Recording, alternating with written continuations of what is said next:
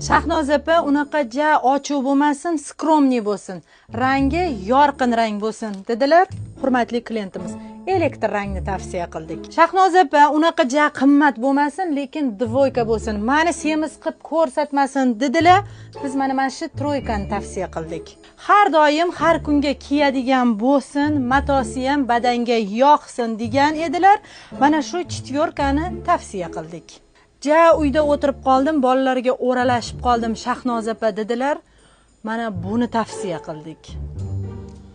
Tavsiya qildim-da qildim, tavsiya qildim. Xullas, Shahnoza opa rangi unaqa bo'lsin, bunaqasi bo'lsin, qornimni bildirmasin, figuramni chiqarib qo'ymasin, ko'kragim osilgan, uni ham bildirib qo'ymasin.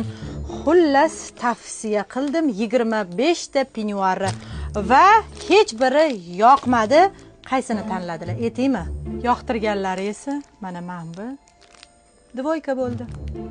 Men sizni to'g'ri tushunaman. 2 ta 3 ta tuqqansiz va qomatingiz Cinderellanikidagi bo'lishni xohlaysiz. Lekin bizda kosmosdan kelgan penyuarlar yo'q azizlarim. Shunga qarab, qomatga qarab tanlayveringlar.